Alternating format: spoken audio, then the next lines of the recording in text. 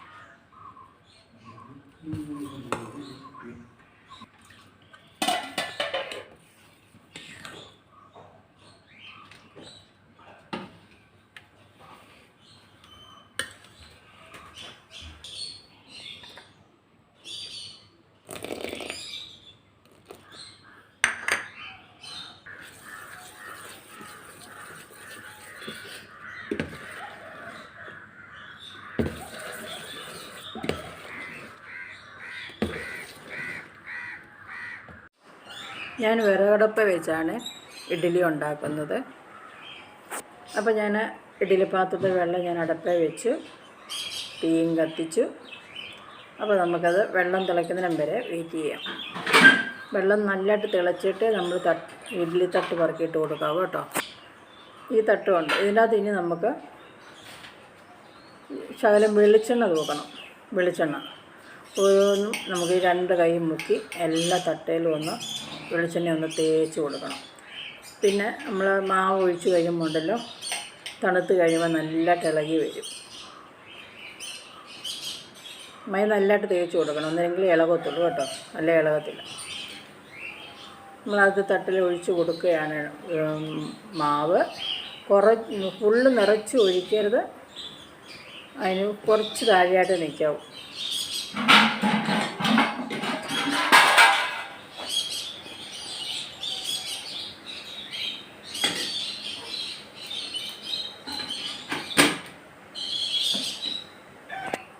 ഇനി നമുക്ക് അടച്ചു കൊടുക്കാം. നല്ലതായിട്ട് അടച്ചു കൊടുക്കാം. ആദ്യം നല്ലതായിട്ട് തീ ഇട്ട് കൊടുക്കണം കേട്ടോ. എന്നിട്ട് ആ മാവിൻ്റെ മണ്ടയിൽ നമ്മൾ ആവി വന്നു കഴിയുമ്പം തീ ഇച്ചിരി കുറച്ചിട്ട് കൊടുക്കണം. എന്നിട്ട് അത് ആവി കടന്ന് പെയ്യെ കടന്ന് വെന്തോളും. അപ്പോൾ നമുക്ക് തീ കുറച്ചിട്ട് കൊടുക്കും. ആ സമയം കൊണ്ട് ഇഡ്ഡലി വേകുന്ന സമയം കൊണ്ട് നമുക്ക് തേങ്ങ ചമ്മന്തി അരയ്ക്കാം.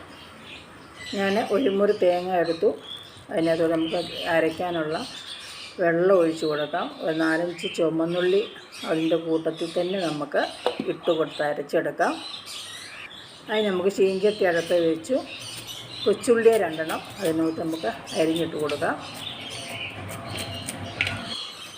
കറിവേപ്പില എല്ലാം കൂടി ഇട്ട് നമുക്ക് ഗ്യാസ് വെച്ച് മൂപ്പിച്ചെടുക്കാം. വെളിച്ചെണ്ണ ഒഴിച്ച് കൊടുക്കുവാണേ.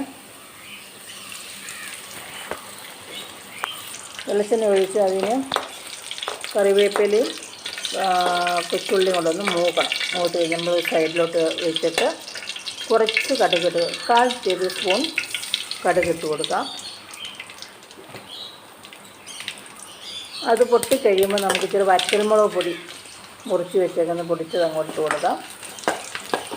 അതൊരു മണം മാറുമ്പോൾ നമുക്ക് 1/4 സ്പൂണ് മുളക് പൊടി ഇട്ട് കൊടുക്കാം. അതിന് ശേഷം നമ്മൾ അരച്ച് വെച്ചേക്കുന്ന തേങ്ങ അതിലോട്ട് ഒഴിച്ച് കൊടുക്കാം.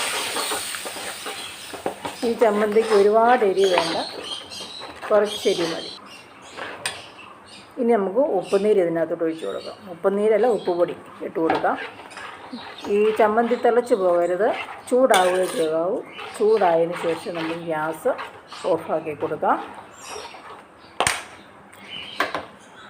നമ്മുടെ ഇഡ്ഡലി റെഡിയായോ എന്ന് നോക്കാം.